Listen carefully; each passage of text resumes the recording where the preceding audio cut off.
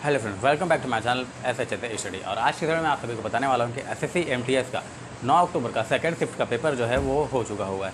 तो मैं आप सभी को इस वीडियो में 100% एक्यूरेसी के साथ SSC MTS का 9 अक्टूबर के पेपर को या आपके साथ साझा करने वाला हूँ, और उसमें किस प्रकार के क्वेश्चन पूछे गए हैं मैं आप सभी को इस वीडियो के जरिए आप सभी को उसके बारे में जानकारी देने वाला हूँ। तो वीडियो के अंत तक बने रहें और इस वीडियो में आप पेपर पे जो भी क्वेश्चन पूछे गए हैं उसे सारी तरह आप यहाँ पर मैच कर सकते हैं। चलिए वीडियो को स्टार्ट करते हैं। सबसे पहले अगर आप हमारे चैनल पर नए हैं तो हमारे चैनल को सब्सक्राइब करें और हमें सपोर्ट करें। तो आपका पहला क्वेश्चन आया था कि पिलाग्रा रोग किसकी कमी के कारण होता है। तो देखिए, ये जो आपका पिलाग्रा रोग है ना, ये आपका नियासिन की कमी के कारण होता है।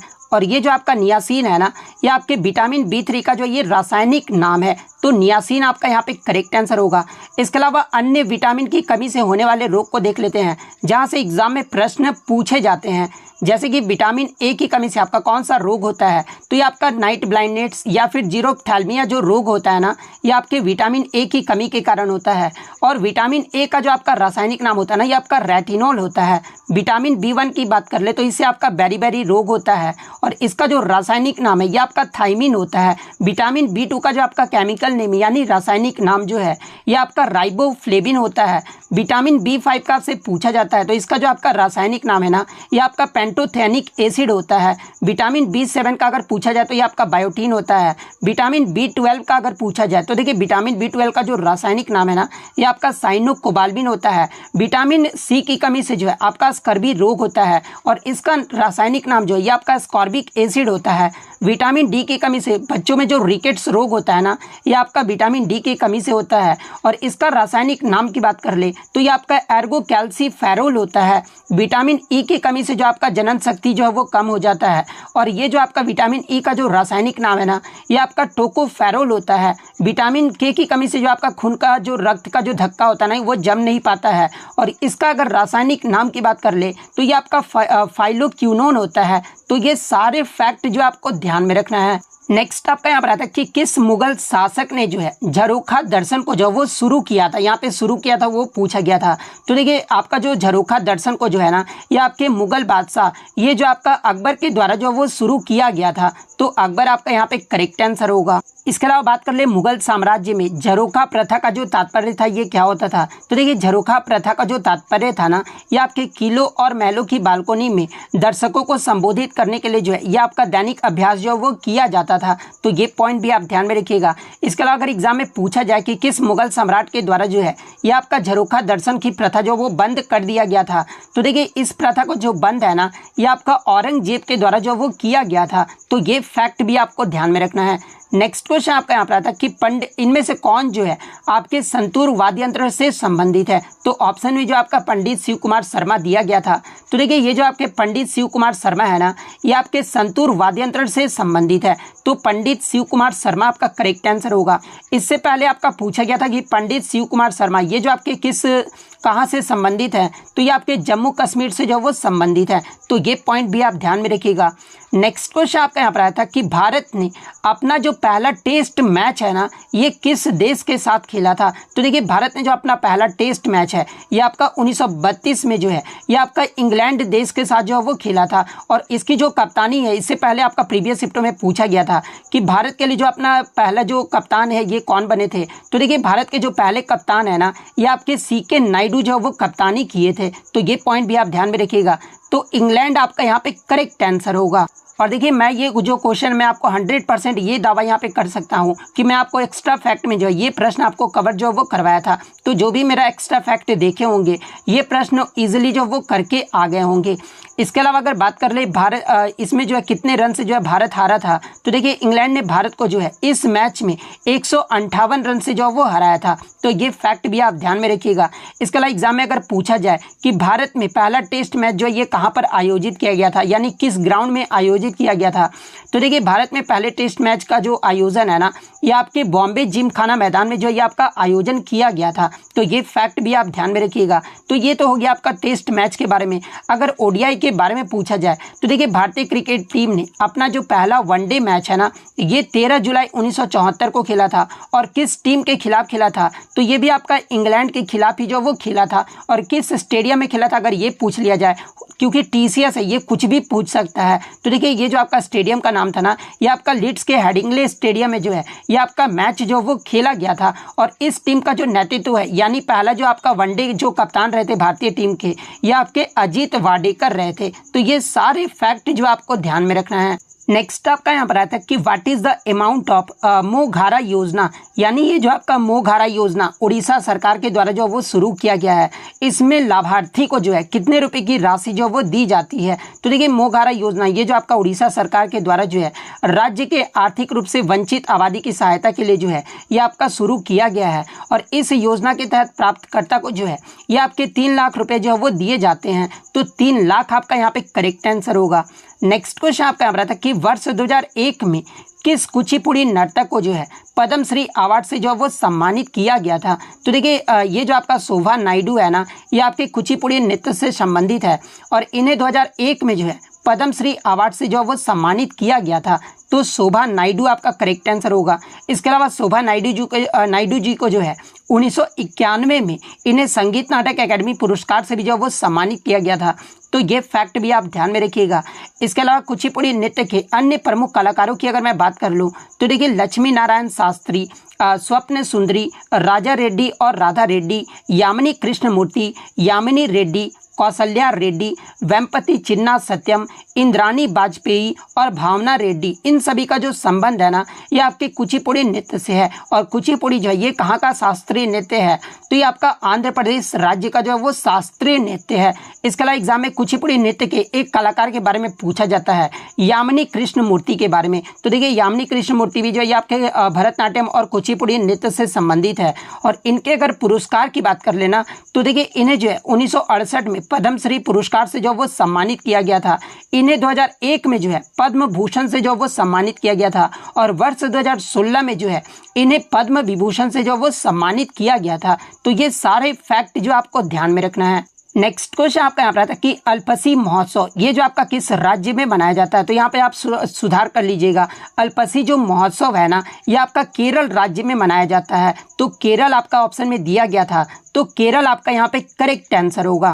नेक्स्ट आपका यहाँ पर आता है कि भारत में कैबिनेट जो मिशन है ना ये कब आया था। तो देखिए भारत में जो कैबिनेट मिशन है ये आपका मार्च 1946 में आया था। तो मार्च 1946 आपका करेक्ट आंसर होगा। इसके अलावा बात कर लीजिए जो आपका किसके लिए शुरू किया गया था। तो देखिए कैबिनेट मिशन को जो है ये आपके ब्रिटिश सरकार द्वारा मार्च 1946 में जो है ब्रिटिश राज से भारतीय नेतृत्व को सत्ता हस्तांतरण की योजनाओं पर जो है चर्चा करने के लिए जो है इसे शुरू किया गया था। तो ये पॉइंट भी आप ध्यान में रखिएगा। और इस मिशन में जो है यानी कैबिनेट मिशन में जो है आपके 3 सदस्य थे और वो 3 सदस्य कौन कौन से थे।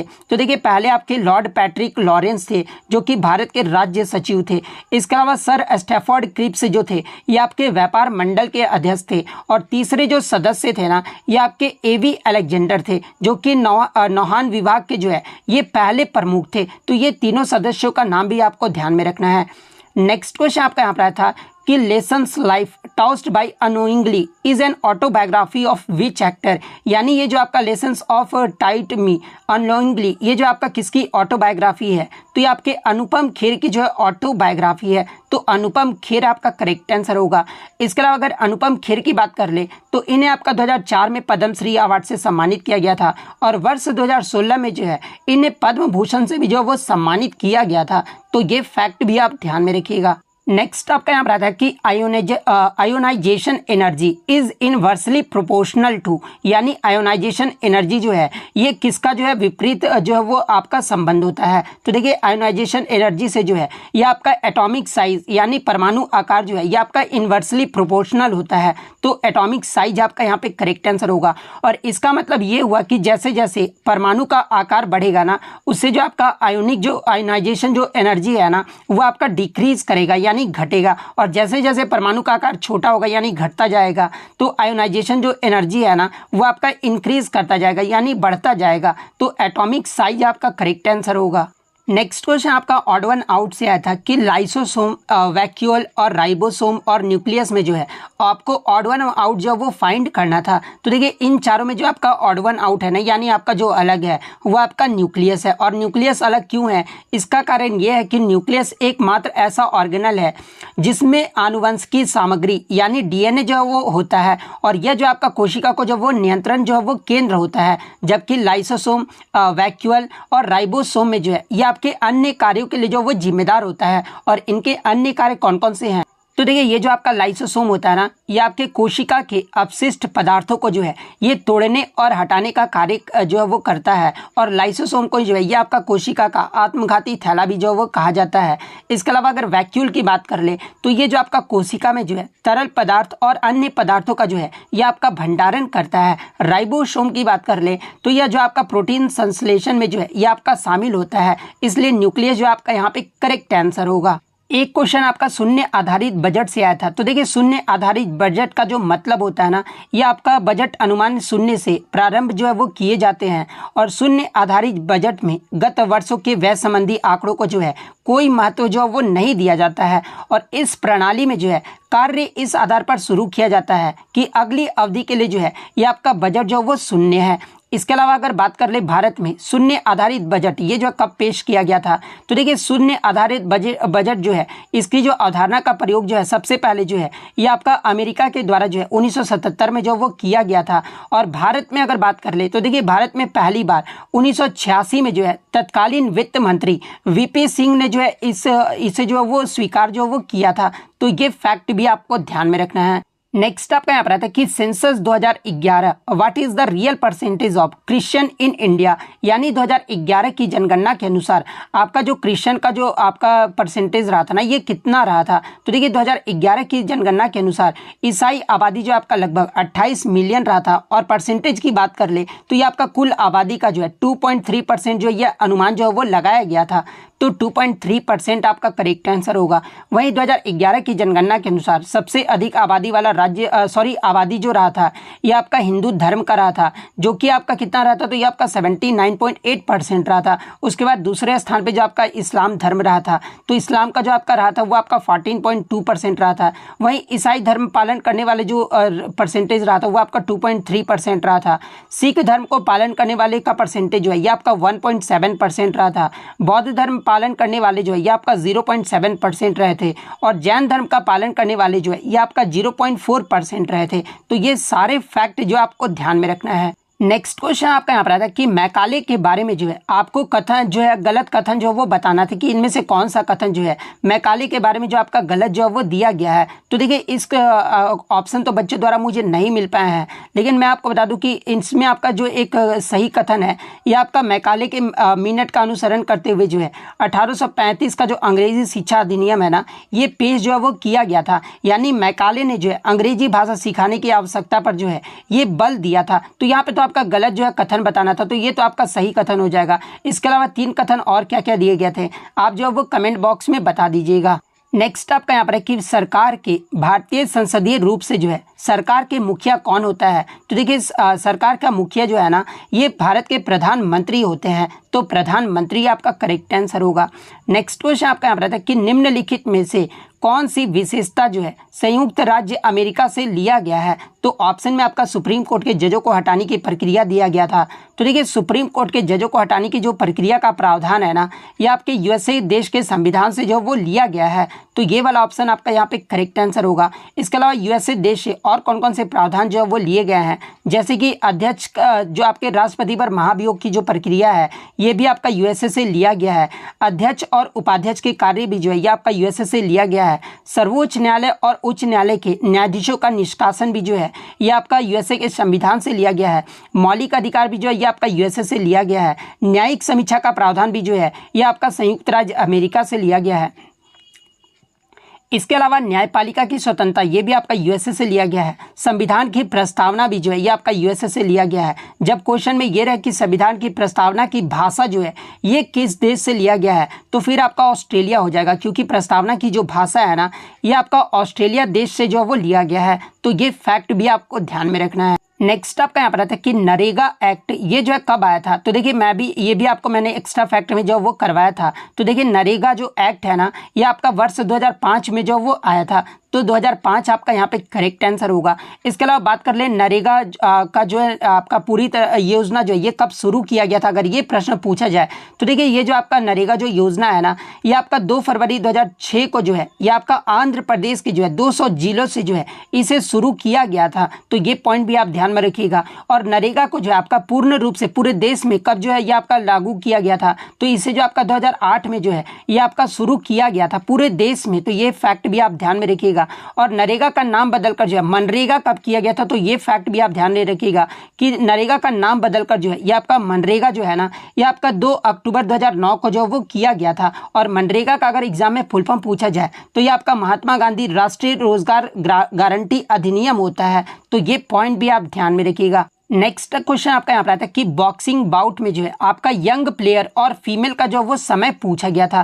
तो देखिए पेशेवर मुकाबले में अधिकतम जो आपके 12 राउंड तक जो वो सीमित होते हैं, जहां प्रत्येक पुरुषों के लिए जो है ये आपका 3 मिनट का राउंड होता है, और महिलाओं के लिए और यंग प्लेयर के लिए जो आपका राउंड होता है ना, ये आपका 2 मिनट का होता है। तो यंग प्लेयर और महिलाओं के लिए पूछा गया था, तो 2 मिनट आपका यहाँ पे करेक्ट आंसर होगा। नेक्स्ट आपका यहाँ पर आता है कि भारतीय संविधान के अनुसार कार्यपालिका का जो प्रमुख है ना, ये कौन होता है। तो देखिए अनुच्छेद 53 के क्लोज 1 के अकॉर्डिंग जो है कार्यपालिका के जो प्रमुख होते हैं ना, ये भारत के राष्ट्रपति होते हैं। और इनके पास जो है सभी संवैधानिक शक्तियां होती है, जिनका प्रयोग वे सीधे या फिर अधीनस्थ अधिकारियों के माध्यम से जो वो कर सकते हैं। तो भारत के राष्ट्रपति आपका करेक्ट आंसर होगा। नेक्स्ट आपका यहाँ पर आता है कि विश्व में सबसे अधिक जो वर्षा है ना, ये कहाँ पर होती है। तो देखिए विश्व में जो सबसे अधिक वर्षा है ना, ये आपके भारत के मेघालय राज्य के मासिन राम में होता है। तो मासिन राम आपका करेक्ट आंसर होगा। और मासिन राम जो है ये आपके मेघालय के किस पहाड़ी पर स्थित है, तो ये आपका खासी पर्वतमाला पर स्थित है। तो ये पॉइंट भी आप ध्यान में रखिएगा। नेक्स्ट क्वेश्चन आपका यहाँ पर आया था कि पाखू इटू डांस ये जो आपका किस राज्य का जो है ये लोक नृत्य है। तो देखिए पाखू इटू जो नृत्य है ना, ये आपका अरुणाचल प्रदेश में जो है ये आपके ड्रीम महोत्सव के दौरान जो है वो किया जाता है। तो अरुणाचल प्रदेश आपका करेक्ट आंसर होगा। नेक्स्ट आपका यहाँ पर आता है कि डिजिटल इंडिया कार्यक्रम ये जो है कब शुरू किया गया था। तो देखिए मैं आपको बता दूं कि ऑनलाइन आधारित संरचना में सुधार और इंटरनेट कनेक्टिविटी में सुधार करके जो है सरकारी सेवाओं को लोगों तक इलेक्ट्रॉनिक रूप से पहुंच बनाने के लिए जो है भारत सरकार के द्वारा 1 जुलाई 2015 को जो है ये आपका डिजिटल इंडिया अभियान जो वो शुरू किया गया था। तो 1 जुलाई 2015 आपका करेक्ट आंसर होगा। एक क्वेश्चन आपका यहाँ पर आता है कि what was the salary of army officials in the Mauryan period, यानी मौर्य साम्राज्य के समय आपके जो ये सब होते थे ना, सेनापति, नायक और मुखिया का जो सैलरी जो है ये कितना होता था पर एनम। तो इसको जो आपका मैच जो वो करना था। तो देखिए मौर्य साम्राज्य के समय सेनापति का जो आपका एनुअल जो आपका यानी वर्ष में जो आपका सैलरी होता था ना, ये आपका 48,000 पर एनम जो वो होता था। तो सेनापति में 48,000 आपका जो वो सही मैचिंग होगा। वहीं अगर प्रशासता की बात कर ले तो देखिए प्रशासता का जो एनुअल जो आपका सैलरी होता था ना, ये आपका 24,000 होता था। नायका की बात कर ले तो देखिए नायका का जो पर एनम होता था ना, ये आपका 12,000 होता था। तो नायका में आपका 12,000 जो वो सही मैच होगा। मुखिया का भी आपसे पूछा गया था। तो देखिए मुखिया का भी जो सैलरी होता था ना, ये आपका मौर्यन पीरियड में ये आपका पर एनम जो है ये आपका 8,000 होता था। तो मुखिया वाला में 8,000 जो वो आपका सही मैचिंग होगा। तो इस प्रकार से जिन्होंने भी मैच किया होगा उनका यहाँ पे करेक्ट आंसर होगा। इसके अलावा अल्पासी महोत्सव, ये तो मैंने आपको बता दिया कि अल्पासी जो महोत्सव है ये आपका केरल राज्य में जो वो मनाया जाता है। तो इतने क्वेश्चन जो है आज मुझे बच्चों के द्वारा मिले हैं जो कि 100% रियल और ऑथेंटिक हैं। तो अगर वीडियो अच्छी लगी हो तो वीडियो को जो है लाइक ज़रूर कर दीजिएगा, और इसी तरह रियल एनालिसिस पाने के लिए जो है चैनल को सब्सक्राइब ज़रूर कर दीजिएगा। तो मिलते हैं नेक्स्ट वीडियो में, तब तक thank you, all the best.